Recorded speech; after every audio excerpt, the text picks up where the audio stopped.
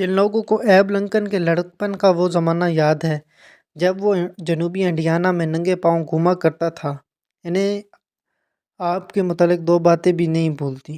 ایک تو یہ کہ اس زمانے میں بھی اس کے قد اس کی عمر کے لحاظ سے اتنا لمبا تھا کہ اس کی پتلون ہمیشہ چھوٹی رہتی اور کھالوں کے پتلون کے اونچے پایوں میں سے اس کی پنڈلیاں صاف دکھائی دیتی۔ دوسری بات یہ کہ ایب کے ہاتھ میں ہمیشہ کوئی نہ کوئی کتاب ضرور رہتی۔ اس سے دوسرے تاثر سے ہم یہ اندازہ لگا سکتے ہیں کہ ایب جسمانی اور ذہنی طور پر بڑی تیزی سے بڑھ رہا تھا۔ ذہنی اعتبار سے اگرچہ اس وقت تک اس کی طبع کے کچھ زیادہ جوہر نہ کھلے تھے، مگر پھر بھی وہ اپنے ساتھیوں میں سب سے زیادہ ذہین، سمجھدار اور باخبر لڑکا تھا۔ اکثر وہ کسی اونچے ٹیلے پر چڑھ جاتا اور خوب ہاتھ ہلا ہلا کر گرجا کے پادری صاحب کی وعظ کی نقلیں کرتا۔ ہنسی کے مارے لوگوں کے پیٹ میں بل پڑ جاتے۔ کبھی کبھی وہ پڑھی ہوئی کتابوں کے صفحے کے صفحے بڑی سنجیدگی کے ساتھ دہراتا اور لوگ بڑی محویت کے ساتھ اس کی تقریر کو سنا کرتے۔ وہ طبعاً شرمیلا تھا، مگر باتیں کرتے کرتے اس کی جھجک دور ہو جاتی۔ سینکڑوں لطیفے اسے پرلطف چٹکلے اسے یاد تھے جسے وہ سننے والوں کو محظوظ کیا کرتا تھا۔ بعض اوقات بیٹھے بیٹھے وہ کسی گہری سوچ میں ڈوب جاتا، اس کے چہرے سے فکر کے آثار نمایاں ہو جاتے اور وہ بالکل فلسفی معلوم ہونے لگتا۔ فطری طور پر وہ نرم دل اور صلح جو تھا، لیکن اگر کوئی اسے اشتعال دلا کر لڑنے پر آمادہ کر دیتا تو پھر وہ پیچھے ہٹنے والا بھی نہ تھا۔ ابراہم لنکن کو ساری زندگی اس بات کا افسوس رہا کہ ابتدا سے باضابطہ اسکول میں تعلیم حاصل کرنے کا موقع نہ ملا۔ جو کچھ اس نے اپنی ذاتی استطاعت اور مطالعے سے سیکھا، اس کا اظہار بھی وہ بڑے انکسار سے کرتا تھا۔ صدارت کے اعلیٰ عہدے پر فائز ہونے کے بعد بھی وہ اپنی اس تعلیمی کمی کا ذکر بڑی تاسف سے کرتا۔ سچ پوچھیے تو وہ بھی اس کے منکسر مزاج ہونے کا ثبوت تھا، ورنہ جس طرح تن تنہا محض اپنی ذاتی محنت، ذوق، شوق اور ریاضت سے انتہائی غربت اور جہالت کے ماحول میں پرورش پانے کے باوجود اس نے جو اعلیٰ صلاحیتیں پیدا کی، جس اعلیٰ دماغی تدبر اور تفکر کا ثبوت بہم پہنچایا، دوسرے لوگ اس کی گرد بھی نہ پا سکے۔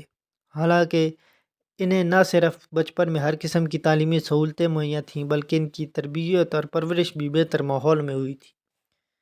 اپنے اسکول کی تعلیم کے متعلق لنکن نے خود بڑے خوبصورت انداز میں لکھا ہے کہ میری تعلیم 5 قسطوں میں ہوئی۔ اس نے 5 اساتذوں سے پڑھا سا، 2 سے کینٹکی میں اور 3 سے انڈیانا میں، لیکن اس کی اسکول کی کل تعلیمی مدت 1 سال سے بھی کم ہے۔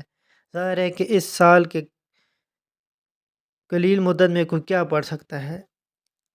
اس کے انڈیانا والے استادوں کے نام کرافورڈ، ڈورزی اور سوئنی تھے۔ اسکول کی کتابوں میں انجیل، ریاضی کی ایک کتاب اور ایک ہجے یاد کرنے کی کتاب تھی، بس یہ تھا اس کا کل سرمایہ۔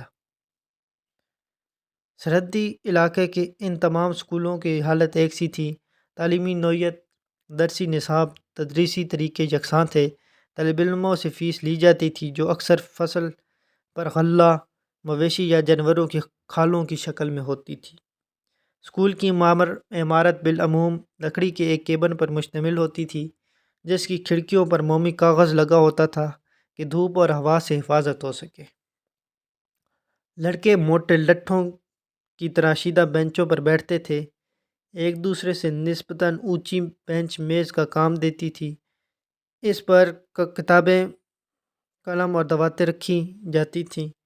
استاد کی پشت پر آتش دان ہوتا تھا جس میں جاڑے کی موسم میں آگ جلتی رہتی تھی۔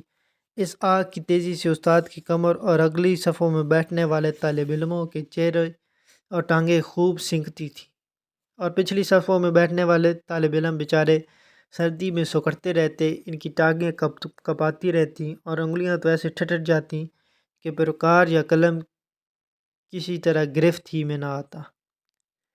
یہ اسکول بھی لنکن کے گھر سے 4.5 میل دور تھا۔ روزانہ اسے 9 میل آنا جانا پڑتا تھا۔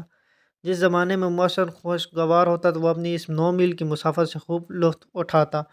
جنگل میں چھوٹے چھوٹے گلہری دم اٹھاتے، اخروٹ کترتے، بھاگتے پھرتے۔ ہاں، سفید دم والے ہرن اس کے پاؤں کی آڑ سن کر چھلانگیں لگاتے ہوئے دور بلوط اور شہتوت کے جھنڈ میں غائب ہو جاتے۔ وہ دیر تک جنگلی پرندوں اور جانوروں کی اچھل کود سے لطف اٹھاتا، اور اگر موسم خراب ہوتا تو اسے یہ 5 میل لمبا راستہ طے کرنا 2 بھر ہو جاتا۔ بارش یا برف سے اس کے کپڑے بھیگ جاتے، جسم تک گیلا ہو جاتا۔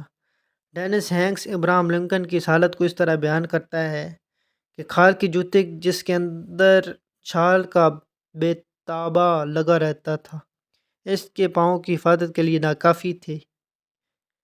بارش اور برف باری میں ان جوتوں میں پانی بھر جاتا اور اس کے پاؤں سن ہو جاتے ہیں۔ لیکن یہ ساری مصیبتیں، روز کا یہ سفر، ایب کی تعلیم کی خاطر سب کچھ گوارا تھا۔ اسکول جانے کے لیے اسے کوئی مجبور نہ کرتا تھا۔ وہ اگر چاہتا تو اسکول نہ جاتا، مگر تعلیم سے اسے عشق تھا۔ اس کا بس چلتا تو وہ ہر وقت پڑھتا ہی رہتا۔ وہ چاہتا تھا کہ جتنا بھی وقت اسے ملتا ہے اس میں زیادہ سے زیادہ سیکھ لے۔